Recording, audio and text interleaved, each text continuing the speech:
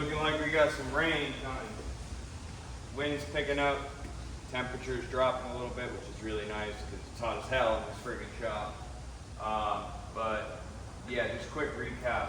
This core is a 5-inch styrofoam core. It's a very simple design, cylindrical core. Nothing special, nothing crazy, nothing extravagant. Could I do a more extravagant core shape to gain surface area and farm fuel off of? Sure. I could hot wire a star or, you know, an extravagant core shape. But this R10,000 is not an easy vehicle to, number one, build or fly. To my knowledge, none have been recovered successfully. My previous flight of the R10K, it broke up at Mach 2.70, only 9.6 seconds into the burn. It still had another, 10 plus seconds to go. It's 20-second burn duration. So, it wasn't even halfway to MBO or motor burnout, and I was already doing Mach 3. Long story short, it suffered a burn through due to a construction error on my behalf. I'll admit that flat out, I fucked up. I created this injector donut / pre-combustion chamber out of 2 pieces of phenolic versus 1 piece of phenolic. So in essence, this is a resonance chamber or a pre-combustion chamber. It also serves as the injector donut and seals against the injector bulkhead.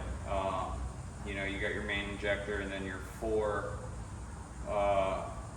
fill tube, I guess you could call them UC style injectors.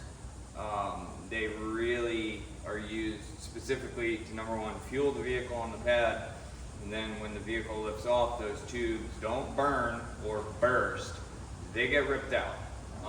And when those tubes get ripped out, those 4 Parker Presto lock or push lock fittings, actually they turn into injectors. Yes, they turn into very poor, inefficient injectors, and we can get into that, we can dive into all that later, but they turn into poor, inefficient injectors, but their sole purpose is really to create a boundary cooling layer in that combustion chamber.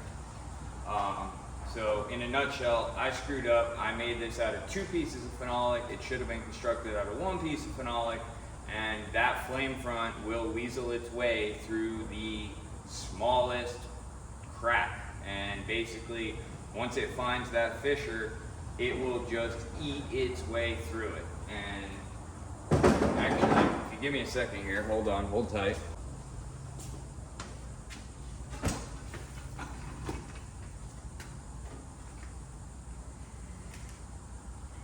This is R10K V2.0.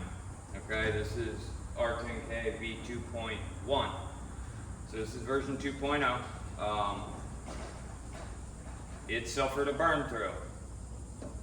This burn through caused it, let me summarize this for you. 10 seconds after it cleared the tower, or 9 point whatever seconds, 9.6 seconds after it cleared the tower, it was going just shy of Mach 3, 2.70, Mach 2.70. It's moving.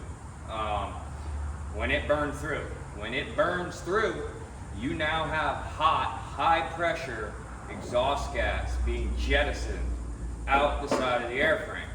So you get an equal or opposite reaction. It banged a hard left turn at just shy of Mach 3. So banging a hard left turn at Mach 3, not good. Instantaneously ripped off all 4 fins, as you can see. You can see the folds. This was all post reconstruction. After I found all the pieces, I just tacked it back together just to recreate the vehicle and figure out what the hell went wrong. So in a nutshell, it banged a hard left turn at just shy of Mach 3, lost all its fins, consumed pretty much the entire injector, 304 stainless steel injector bulkhead, and then the flame front proceeded to go back into the oxidizer tank, and when that happens, you get a pretty nice detonation. So just a little bit of the science behind it without completely diving all the way in. When you suffer a burn through, your combustion chamber pressure drops immediately because you now have a big hole in the side of the combustion chamber. When that occurs, you've now lost the pressure. So because of that pressure loss, your flame front that used to propagate down here, because of the loss in pressure, now moves back closer to the injector. So you've now moved that flame front all the way on top of the main injector.